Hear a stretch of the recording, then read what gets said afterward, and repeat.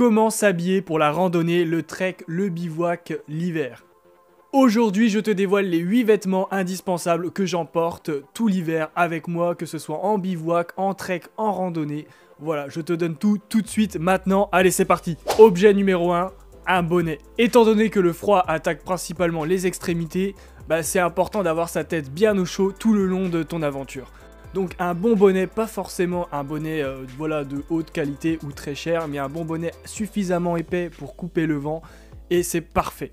Objet numéro 2, un poncho de pluie. J'utilise un poncho de pluie suffisamment large pour aussi couvrir mon sac à dos. Ça me permet du coup de ne pas avoir d'équipement superflu en plus pour mon sac à dos, justement pour le rendre imperméable. Donc j'économise un équipement et en plus de ça, je suis complètement au sec même s'il y a un gros torrent.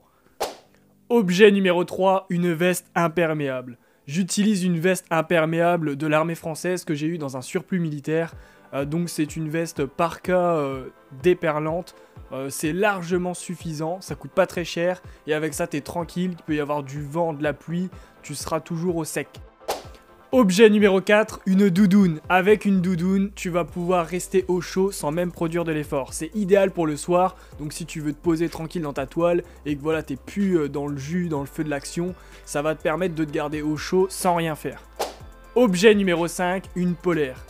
A contrario du coup de la doudoune, la polaire va te créer de la chaleur en faisant de l'effort. Donc c'est-à-dire si tu vas couper du bois, si tu marches ou toute autre activité, ça va produire de la chaleur et justement tu vas l'emmagasiner et après ta doudoune va permettre de le garder au chaud. Donc ces deux combos sont vraiment excellents.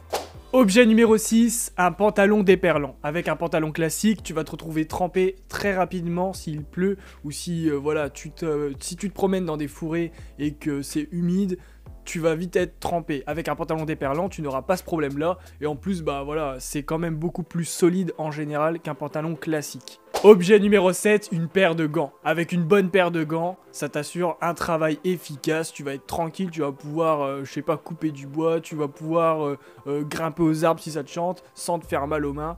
Et bien sûr, tu vas pouvoir résister beaucoup plus facilement au froid et à l'humidité.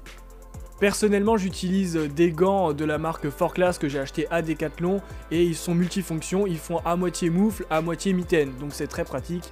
Si il fait un peu froid mais que ça va et que tu as besoin de tes doigts pour travailler, tu peux les mettre en mode mitaine et si il commence vraiment à faire froid, tu peux passer en mode moufle instantanément et ça c'est vraiment pratique. Dernier objet, l'objet numéro 8, une bonne paire de chaussures. Les chaussures, c'est ce qu'il y a de plus important. Il faut une paire dans lesquelles tu te sentes vraiment bien, dans lesquelles tu es à l'aise. C'est vraiment le critère numéro 1. Ensuite, je dirais qu'il faut qu'elles soient imperméables, même si les chaussures imperméables, ça n'existe pas. Mais bon, voilà, il faut qu'elles soient un minimum déperlantes. Et ensuite, troisième critère, il faut que ça te maintienne les chevilles. Pour éviter tous les petits trucs qui peuvent t'arriver, te casser la cheville bêtement parce que tu as des chaussures trop basses. Il faut que tes chaussures protègent au moins un minimum tes chevilles et donc pour cela il te faut des chaussures suffisamment montantes. Pas forcément des ultra hautes mais voilà un minimum montant pour que ça t'englobe bien le pied quoi.